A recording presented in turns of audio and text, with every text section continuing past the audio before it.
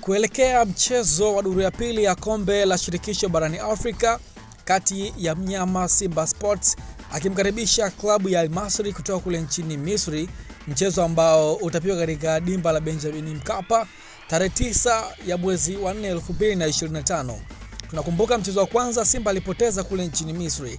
Kuelekea mchezo huo, klabu ya Al Masry ya kule nchini Misri kupitia ukurasa wake wa mtandao wa kijamii siku ya jana waliposti picha ama posta ambayo ilikuwa ikieleza kuwa ikiwakaribisha mashabiki na wapenzi wa Young Africans katika dimba la Benjamin Mkapa kwenda kuisapoti, ambayo posti hiyo iliandika kuwa tunayo furaha kukutana tena na mashabiki wa Young Africans, kwamba wakiwakaribisha mashabiki wa Young Africans kwenda kuwasapoti timu ya Al Masry katika mchezo huu ambao utapigwa katika dimba la Benjamin Mkapa, jambo ambalo limeendelea kuzua mitafaruku ya hapa na pale baina ya wapinzani hawa jadi kati ya Simba na Yanga, ambao unaendelea juu hili swala la wao mashabiki wa Yanga kwenda kuwasapoti timu ya Al Masry kule nchini Misri.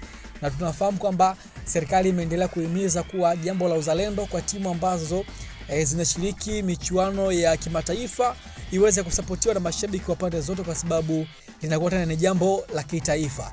Tumezungumza na msemaji mkuu wa serikali hapa, namzungumzia Gelson Msigwa kuhusiana na sakata hili ama na issue hii pengine ya klabu ya Al Masry kuwakaribisha mashabiki wa Yanga kwenda kuwasapoti. Hii imekaaje? Huyo hapa Gelson Msigwa akizungumza kwa undani zaidi.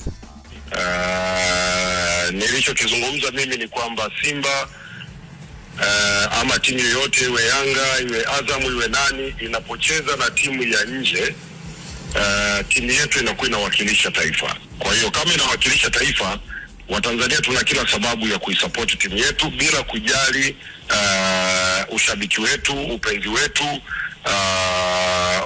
ambao tumekuwa tukiufanya kwenye michuano ya ligi. Kwa hivyo hata kwenye mechi hii ya Simba na Al Masry nimetoa wito kwa Watanzania na natoa wito kwa Watanzania tuiunge mkono Simba, tuishangilie.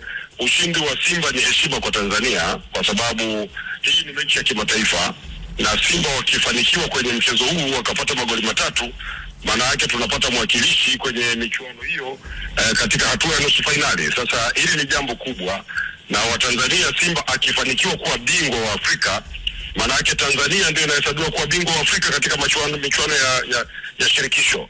Sasa haya mengine ya wapinzani wao wanashangilia wageni, nadhani ni makosa. Hatuna sheria ya kuwazuia. Labda pengine TFF wao kwenye taratibu zao wanaweza kuwa wana utaratibu, labda wameuweka, mwaulize wao. Lakini mimi nazungumza kizalendo zaidi kwamba timu yetu yoyote inapocheza na timu ya kimataifa, tuna kila sababu sisi wa Tanzania kuishangilia na kuiunga mkono. Pengine maoni yako ni yapi? Kwa mtazamo wako unadhani imekaaje? Uzalendo mbele, ni makosa ama ni vipi? Tuandikie hapo kwenye upande wa comments. Mimi naitwa Deus von Bismarck.